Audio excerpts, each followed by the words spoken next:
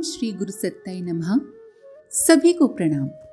नंदनवन पहुंचने पर दिव्य मार्गदर्शक सत्ता यानी कि दादा गुरुजी सामने खड़े दिखाई दिए। पूज्य गुरुदेव ने उन्हें प्रणाम किया। आशीर्वाद की मुद्रा में पूज्य दादा गुरुजी का दायां हाथ ऊपर उठा और लगा कि वो सिर पर रख दिया है। स्पर्श की अनुभूति होते ही हमारे गुरुदेव अपने गुरु के पीछे चल दिए। गोमुख से यहाँ तक की यात्रा में इस बार जरा भी थकान नहीं हुई। यहाँ तक आने में मानो शरीर को कोई श्रम ही न करना पड़ा हो। जिन दिव्य आत्माओं से पिछली बार मिलाया गया था उनके पास बारी बारी से जाना हुआ। इस बार स्थूल शरीर में कम ही दर्शन हुए।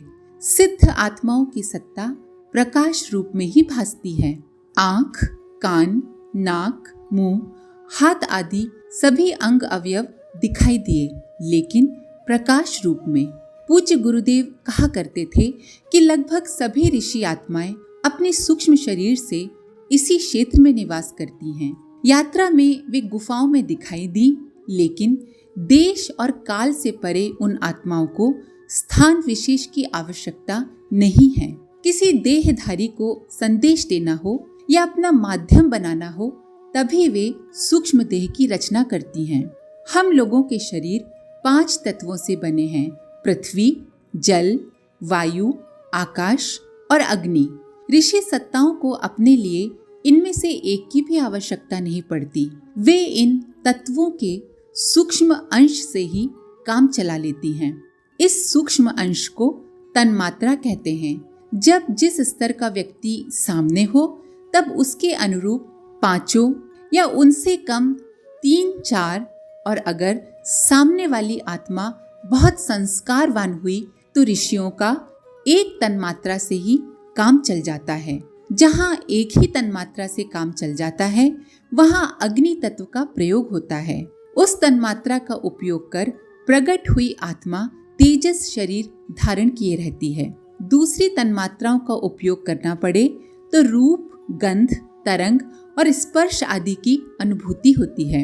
हमारे गुरुदेव के सामने जो ऋषि सत्ताएं प्रकट हुई उन्होंने अपने आप को तेजस शरीर में व्यक्त किया था।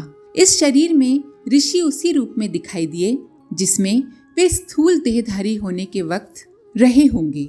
लगभग सभी से संवाद हुआ, लेकिन वो परावाणी में हुआ। उस संदेश का सार ये था कि ऋषियों ने जिन परंपराओं का आरंभ किया था, मानवीय चेतना के उत्कर्ष के लिए जो स्थापनाएं की थी, जिन्हें सींचा और विकसित किया गया था और दीर्घ अवधि तक जिनके बने रहने के उपाय किए थे, वे सब अब लड़खड़ा गई हैं। उनके खंडहर मात्र अवशेष हैं। तेजस शरीरधारी एक ऋषि सत्ता ने इशारा किया और पूज्य गुरुदेव ने जब उधर दृष्टि फेरी तो उन्हें गंगोत्री से हरिद्वार तक का पूरा दृश्य दिखाई दिया। 5 तत्वों से बनी इस काया में लगी 2 आंखों से इतने व्यापक क्षेत्र में देखना संभव नहीं है, लेकिन उन ऋषि के संकेत मात्र से चमत्कार घटित हुआ। गंगोत्री से हरिद्वार तक का इलाका इतना साफ दिया जैसे किसी मकान के झरोके में बैठकर सड़क का दृश्य देख रहे हों। पूज्य गुरुदेव ने देखा कि पहले समय ये पूरा क्षेत्र ऋषि क्षेत्र था। यहाँ केवल तपश्चर्या ही की जाती थी। जगह जगह बने आश्रम, गुरुकुल और देवताओं का निवास। ये दृश्य लुप्त हो गया तो उन ऋषि ने कहा, अब कहाँ हैं वे ऋषि सत्ताएं?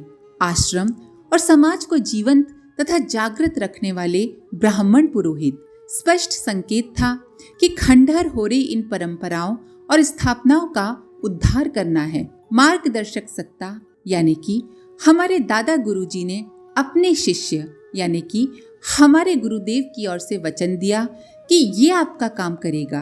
पूज्य गुरुदेव ने सिर झुकाकर अपने गुरु के वचन से प्रतिबद्धता दिखाई।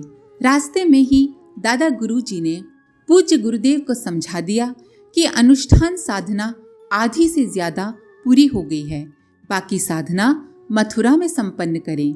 वहां गायत्री साधना की शिक्षण और संस्कार का केंद्र स्थापित करना है। थोड़ा समय लग सकता है, लेकिन पृष्ठभूमि अभी से बनानी है।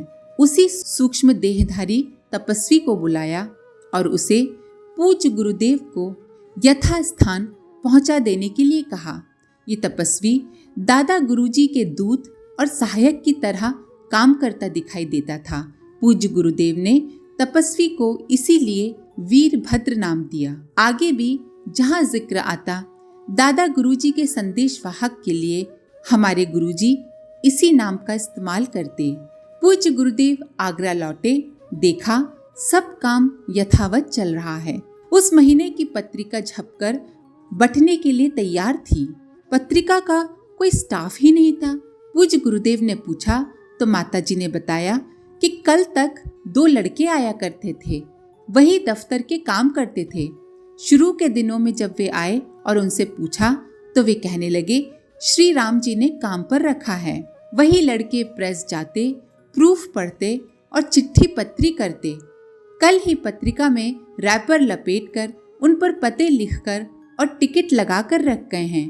आना तो उन्हें आज भी था, पर पता नहीं आज आए ही नहीं। पूज्य गुरुदेव ने छपे हुए लेखों की प्रेस कॉपी देखी। वो लिखावट तो बिल्कुल उनके ही हाथ की थी। देखने के बाद वे कुछ नहीं बोले। स्पष्ट था कि वे 2 लड़के और कोई नहीं बल्कि हिमालय से भेजे गए तपस्वी थे, ताकि गुरुदेव की अनुपस्थिति में काम रुके नहीं। अब प्रकाशन और संपर्क का काम आगरा से समेटने की बारी थी।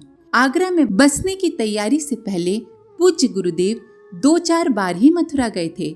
किसी से खास परिचय भी नहीं था। सर्वथा अपरिचित क्षेत्र में अकेले ही आए, पर मन में किसी तरह की झिझक नहीं थी। अपनी मार्गदर्शक सत्ता और ऋषि आत्माओं पर अटूट भरोसा था। कुछ ही दिन आने जाने पर काम चलाने लायक एक छोटा सा मकान मिल गया। उसमें 3 कमरे थे। एक में प्रकाशन का काम करते और बाकी में परिवार के साथ रहने की व्यवस्था बनी। सोचा अभी काम चलाया जाए, बाद में आवश्यकता के हिसाब से मकान बदल लेंगे। इस ख्याल से मकान में डेरा डाला, लेकिन जल्दी ही मकान छोड़ना पड़ा। आगंतुकों की संख्या बढ़ने और प्रकाशन का काम फैलने लगने से वो जगह छोटी पड़ने लगी थी। मकान मालिक के भी किसी ने कान भर दिए थे। उसने ऐतराज किया, घर में लोगों का इतना आना जाना नहीं होना चाहिए। नए ठिकाने की तलाश हुई। थोड़ी भागदौड़ करनी पड़ी। जरूरत के मुताबिक बड़ा मकान या तो मिलता नहीं था, और अगर मिलता था तो किराया बहुत ज्यादा होता था। घिया मंडी में एक मकान दिखाई दिया। बहुत दिनों से खाली था। मकान मालकिन विधवा थी और वृद्धा भी। स्वभाव से थोड़ी चिड़चिड़ी थी। सोचा इसी के स्वभाव की वजह से शायद किराएदार नहीं आते होंगे। उससे पूछा तो बोली कि किराया 15 रुपए महीना होगा। कुछ महंगा लगा। उन दिनों हेड क्लर्क स्तर के सरकारी कर्मचारी को महीने की 5-7 रुपए तनख्वाह मिलती थी, इसीलिए 15 रुपए किराया महंगा ही कहा जाएगा। सोचा मकान देखने में क्या हर्ज है, चलो मकान तो देख ही लेते हैं।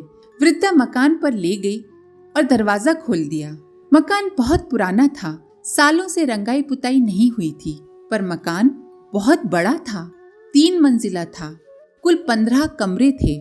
किराया तुरंत पेशगी दे दिया। मकान मालकिन और किराएदार दोनों खुशी खुशी बाहर आए। पुराना मकान छोड़कर नए में आने की व्यवस्था जुगाड़ ही रहे थे कि देखा नए मकान के आसपास रहने वाले लोग कानाफूसी कर रहे हैं, पर उस पर ध्यान नहीं दिया और सामान वगैरह लाकर मकान में डेरा डाल दिया। कुछ ही समय बीता होगा कि पड़ोस से एक परिवार मिलने आया। अपनी ओर से उन्होंने हितैषी होने का ही परिचय दिया। मकान के बारे में बताया कि यहाँ भूत रहते हैं। आसपास के लोग रोज उनका उपद्रव देखते और भुगतते हैं। उन भूतों की वजह से ही मकान खाली रहता है। किराएदार आया करते थे, पर 2-4 दिन में ही उनकी हिम्मत जवाब दे जाती। आप भी सावधान रहिएगा। मकान में तो अब आ ही गए थे, तो अब सावधान रहने का भला क्या मतलब। पूज्य गुरुदेव ने कहा अब तो आ ही गए हैं, भूत भी रहे और हम भी। वे सज्जन और उनकी पत्नी तरस खाने की मुद्रा बनाते हुए चले गए। बाद में कुछ लोग और आए। उन्होंने भी कहा आप बाल बच्चेदार आदमी हैं, अपने साथ बच्चों को झंझट में क्यों डाल रहे हैं। खुद ही सोचते कि 15 कमरों वाला 3 मंजिला मकान नाम मात्र किराए पर क्यों मिल रहा है? उन्होंने मकान मालकिन की चालाकी को भी कोसा, पर पूज्य गुरुदेव ने सबको एक ही जवाब दिया। मकान में प्रेतात्माओं के होने की बात सही थी। पास पड़ोस से आए शुभ चिंतकों के बताने से पहले भी पूज्य गुरुदेव को इस बारे में पता था, लेकिन उन्हें प्रेतात्माओं से कोई शिकायत नहीं थी। वे सोच रहे थे कि हम भी रहें और वो भी रहें। हम उन्हें कुछ नहीं कहेंगे और न उनसे डरेंगे। हम उन्हें नहीं सताएंगे तो वो हमें क्यों सताएंगी। रात हुई तो छत पर रोने, झगड़ने और ठहाका लगाने की आवाजें आईं। फिर उठा पटक मची। पूज्य गुरुदेव ने सोचा कि इन आत्माओं को समझाया जाए। लालटेन जलाकर पूज्य गुरुदेव ऊपर गए। रोशनी देखते ही धमा चौकड़ी मचा रही आकृतियां भाग गईं। 1.5 सप्ताह तक ऐसा ही चला।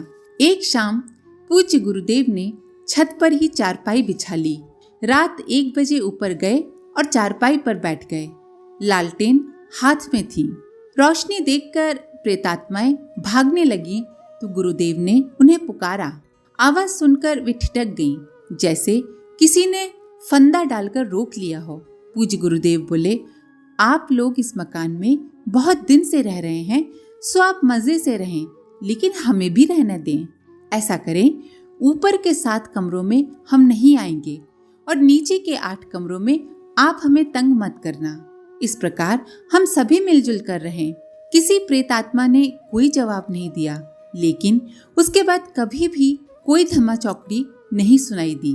पूज्य गुरुदेव को जब वहां रहते हुए महीना बीत गया तो मोहल्ले वालों को बड़ा ही आश्चर्य हुआ। आज के लिए इतना ही। अपने विचार कमेंट बॉक्स में जरूर लिखें। आप सभी का धन्यवाद। ओम शांति।